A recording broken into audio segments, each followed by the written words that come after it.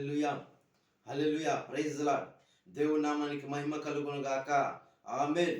ఈరోజు దేవుని యొక్క వాగ్దానం చదువుకుందాము. ఇర్మియా గ్రంథము 31వ అధ్యాయము 4వ వచనం. ఇర్మియా గ్రంథము 31వ అధ్యాయము 4వ వచనం. గనుక విడువక నీ ఎడల కృప చూపుచున్నాను.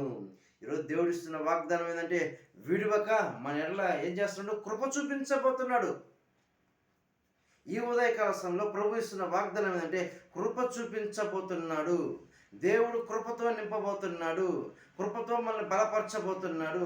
బైబిల్లో గమనిస్తే నోవాహు ఉన్నాడు. దేవుని ఉగ్రత ఈ భూమి మీదకి వచ్చినప్పుడు జలప్రలయం ద్వారా నాశనం చేయాలనుకున్నప్పుడు దేవుని దృష్టికి నోవాహు అంట కృప పొందిన వాడై ఉన్నాడంట. ఎప్పుడైతే దేవుని దృష్టికి నోవాహు కృప పొందాడో ఏం జరిగింది?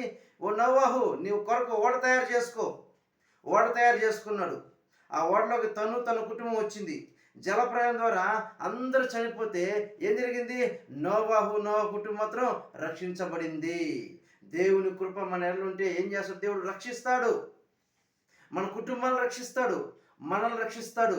అంతేకాదు ఒక నోవాహును బట్టి దేవుడు ఏం చేశాడు? తన బిడ్డల్ని దీవించడం మొదలుపెట్టాడు, అభివృద్ధి పరచడం మొదలుపెట్టాడు.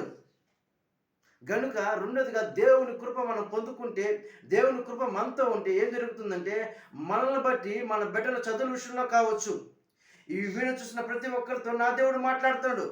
మీ పిల్లల చదువు విషయంలో కావచ్చు, వాళ్ళ ఉద్యోగాల విషయంలో కావచ్చు, రకాల పనుల విషయంలో కావచ్చు, ఏం చేయబోతున్నాడంటే అభివృద్ధి పరచబోతున్నాడు, డెవలప్ చేయబోతున్నాడు. దేవుని కృప మన మీద ఉంటే మనల్ని బట్టి మన కుటుంబాన్ని దేవుడు ఆశీర్వదించబోతున్నాడు. కాబట్టి చిన్న ప్రార్థన చేసుకుందాం. కృపా సత్య సంపూర్ణ నీకే స్తోత్రాలు ప్రభా తండ్రి. నాయనా, ఈ ఉదయకాల సమయంలో నీవు ఇచ్చిన వాగ్దానం బట్టి స్తోత్రం ప్రభా తండ్రి.